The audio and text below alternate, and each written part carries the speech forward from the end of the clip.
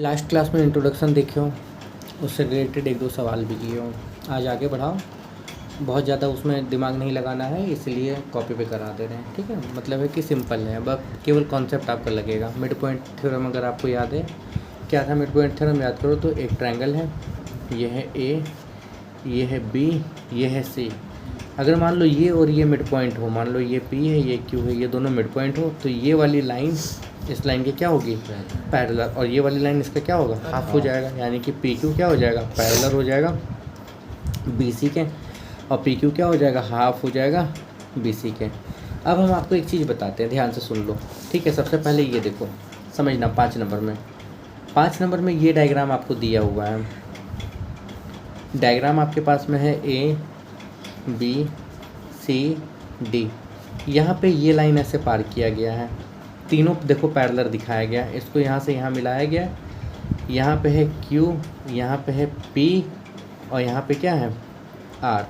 बोला गया है ये तीनों लाइन पैरेलल है, पहला बोला गया। दूसरा बोला गया P is the mid point of AD। P इसका मिड पॉइंट है, केवल बोला गया P मिड पॉइंट है। ठीक है, P केवल मिड पॉइंट है। ठीक है, P मिड पॉइंट है। आपसे क्या प्रूफ करना है, आपको प्रूफ करना है, ध्यान से देखो प्रूफ क्या करना है, यहाँ पे लिख दे रहे हैं। आपको प्रूफ करना है, प्रूफ डैट जो पी आर है ना, ये वाला पूरा, ये हो जाएगा half A B plus C D. ये आसान है, ध्यान से देखो, इसको प्रूफ करते हैं। दिया हुआ है ये तीनों पैरेलल है और ये मिड पॉइंट है। हम इस ट्रायंगल में पकड़ें, देखो यहाँ पे देखो, इन ट्रायंगल ए बी डी में देखो, हम निकाल देते हैं ट्रायंगल, समझ में आ जाएगा। ये है डी, ये है ए, ये है बी, ये मिड पॉइंट था और ये इसके पैरेलल है, तो ये जो Q है ये मिड पॉइंट होगा, होगा कि नहीं होगा, होगा ना। यहाँ पे लिख लेना, क्या लिखोगे, P इज मिड पॉइंट, यहाँ तक कोई दिक्कत है। और क्या पी क्यू पैरेलल क्या है, A B, so Q is, इसलिए Q क्या हो जाएगा, मिड पॉइंट होगा कि नहीं होगा। अच्छा ये मिड पॉइंट है, ये मिड पॉइंट हो गया, तो ये वाला इस पूरे का हाफ होगा कि नहीं। पी क्यू इक्वल टू क्या होगा, हाफ ए बी होगा कि नहीं होगा। इक्वेशन 1 मान लो, यहाँ तक कोई दिक्कत। अब इसी तरीके से इसको घुमा के उल्टा करो इस वाले ट्रायंगल में, ज़रा नोटिस करना। ये है बी, ये है सी, ये है डी, ये तुम्हारे पास में क्यू था, ये लाइन पैरेलल है। नोटिस करो, ये तो मिड पॉइंट निकला ना यहाँ से, ये लाइन इसके पैरेलल है, तो क्या आर मिड पॉइंट नहीं होगा, as it is R mid point होगा। अगर आर मिड पॉइंट होगा तो क्या ये इसके हाफ नहीं हो जाएगा, यानी कि क्यू आर इक्वल टू क्या हो जाएगा, हाफ डी सी। वो स्टेटमेंट यहाँ लिखना, कोई दिक्कत, लिख लोगे ना। अच्छा बताओ, यहाँ तो कोई दिक्कत नहीं है। इन दोनों इक्वेशन को ऐड कर लो, ऐड 1 and 2। देखो पी क्यू को ऐड करो किसके साथ, क्यू आर के साथ, इधर वाला इसके साथ ऐड कर लो, क्या half A B plus half C D. अच्छा पी क्यू और क्यू आर को ऐड करेंगे, क्या बनेगा, पी आर बनेगा। सोच के देखो, पी क्यू और क्यू आर को ऐड करोगे तो इसके बदले क्या लिख सकते हो, इसके बदले तुम लिख सकते हो पी आर, और दोनों में हाफ कॉमन ले लेना। तो हाफ जब दोनों में कॉमन ले लोगे तो यहाँ पे क्या बचेगा, A B plus C D. यहाँ तक कोई दिक्कत, यही प्रूफ करना था ना, हो गया ना, हो गया ना।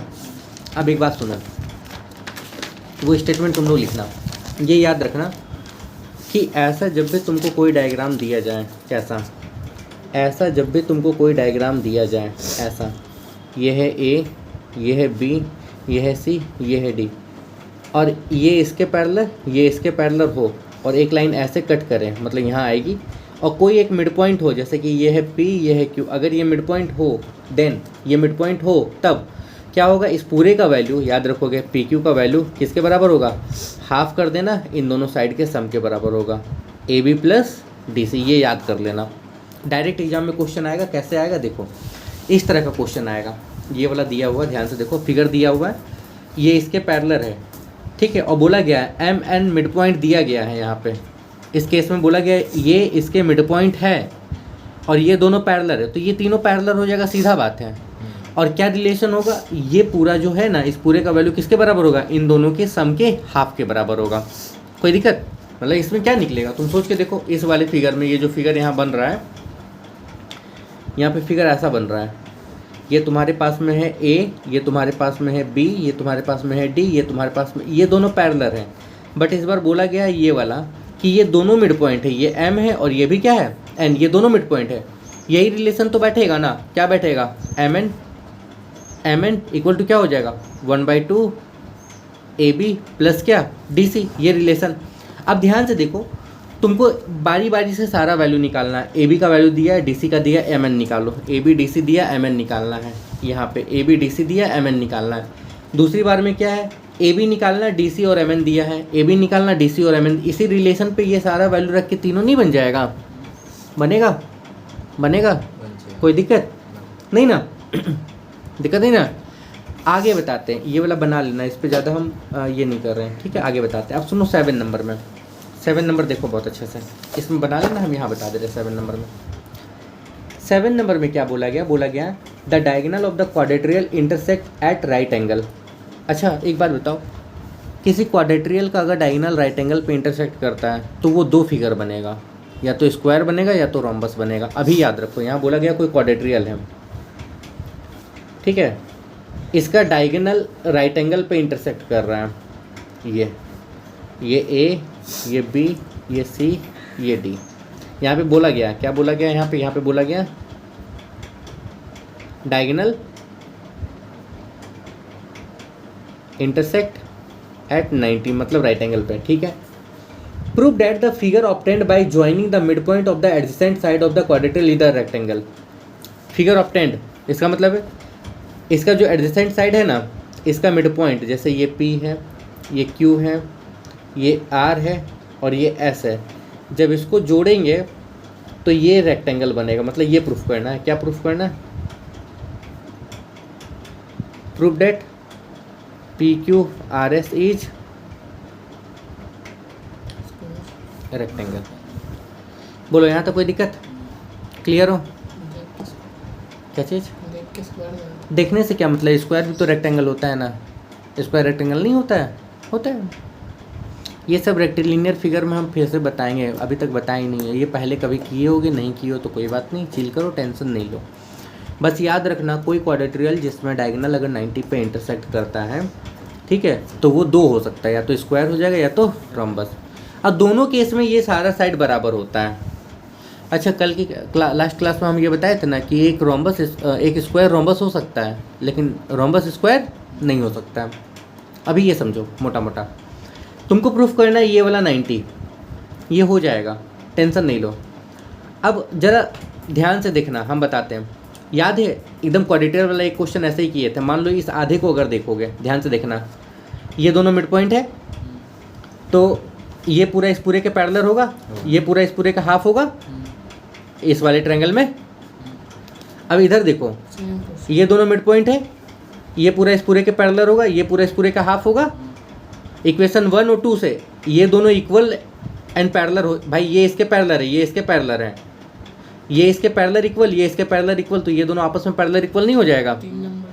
फिर आधा इधर से देख लो, फिर आधा इधर से देख लो। इक्वेशन 3 और 4 से ये इसके बराबर, ये इसके बराबर निकल जाएगा। यहाँ तक कोई दिक्कत? अपोजिट साइड पैरेलल इक्वल आ गया, मतलब पैरेललोग्राम है, कंफर्म है, कोई दिक्कत नहीं? समझ में आया? समझ में आ रहा है ना? ये वाला बिल्कुल पहले ऐसा बनाया हो, अभी रेक्टेंगल वाला की हो ना। अब क्या है, अब ये है ना, जरा नोटिस करो, ये 90 है, ये दोनों पैरेलल है, ये 90 तो ये 90 होगा। या सुनो, पैरेललोग्राम का अपोजिट एंगल इक्वल होता है, यहाँ देखो, अगर ये 90 तो ये 90 होगा। या सुनो, अब अगर ये 90 हो गया और पैरेललोग्राम में कोई एक एंगल 90 होता है तो सारा एंगल 90 होता है, डेट्स वाई सीधा लिख देना है क्या, ये रेक्टेंगल होगा। सॉल्यूशन एक पेज का बनेगा, हम बना देना है। सॉल्यूशन एक पेज का बनेगा, तुम बोलोगे तो हम बना देंगे। देखो सॉल्यूशन में ऐसे लिखना, सीधा सॉल्यूशन कर दो। सॉल्यूशन में क्या लिखना है?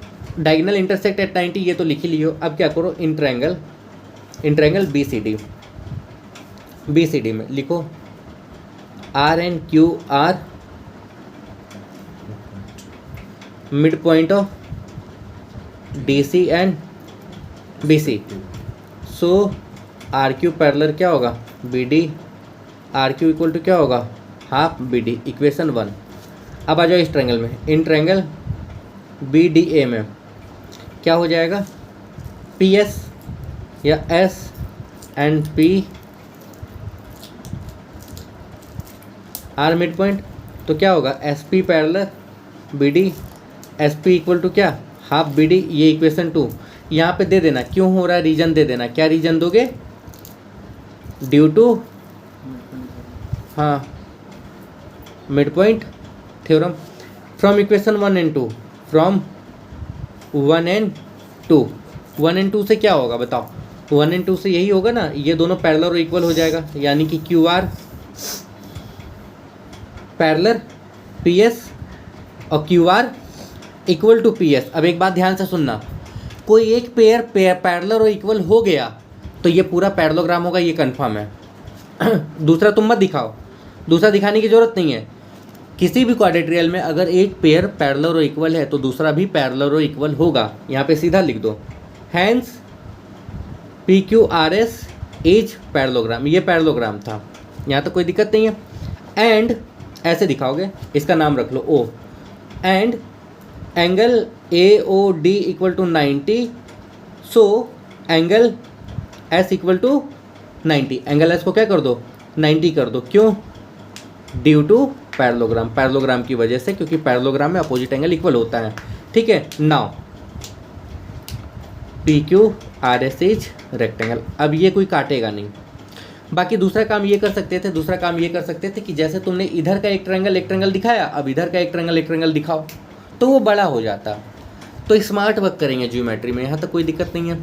समझ में आ गया, क्लियर हो, आगे देखो।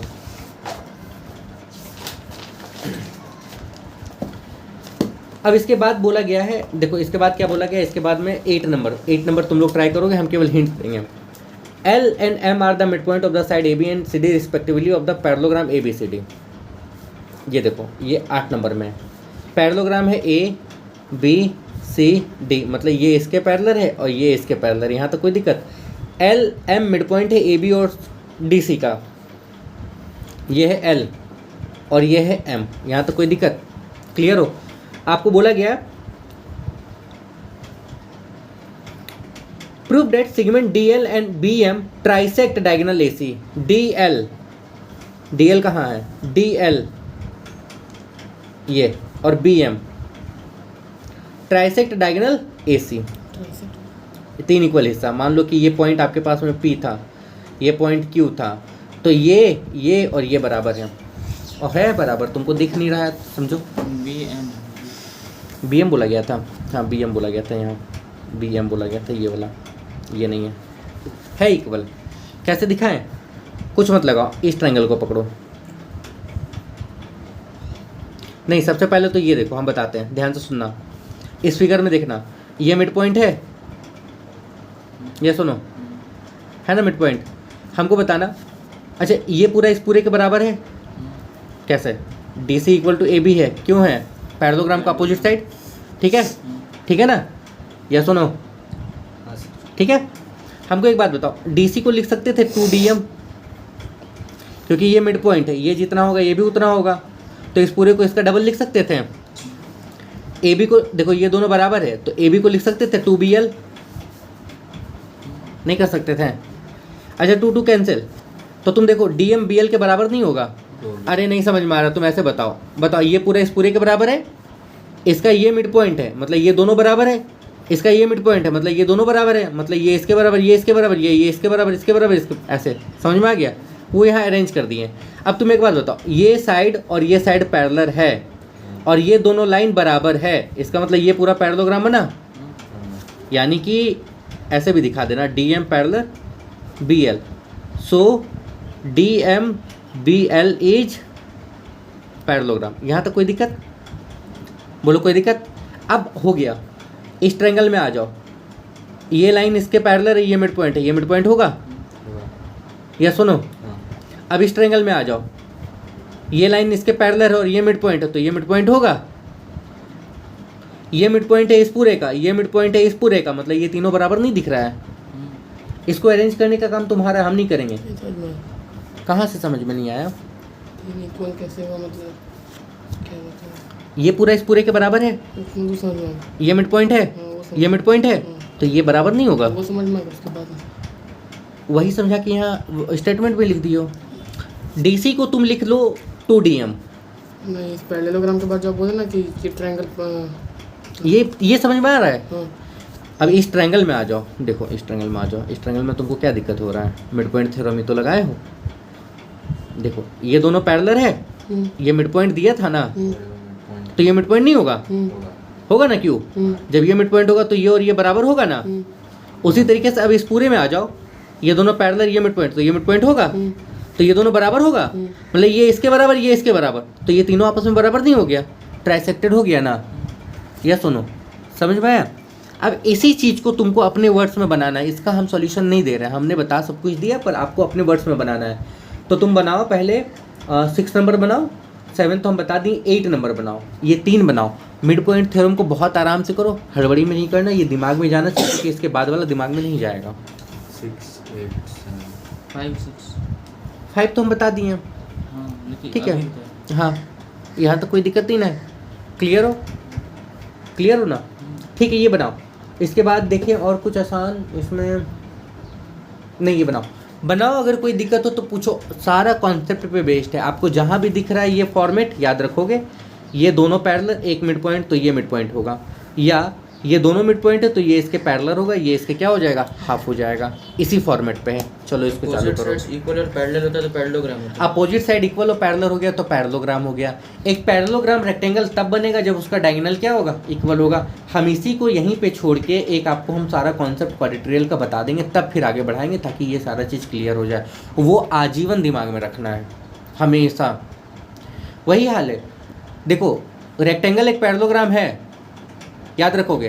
पैरेललोग्राम आप ऐसे समझो, पैरेललोग्राम जो रेक्टेंगल एक पैरेललोग्राम है पर पैरेललोग्राम रेक्टेंगल नहीं है। सेम स्क्वायर एक रोम्बस है पर रोम्बस एक स्क्वायर नहीं है। एक स्क्वायर एक रोम्बस स्क्वायर कब बनता है?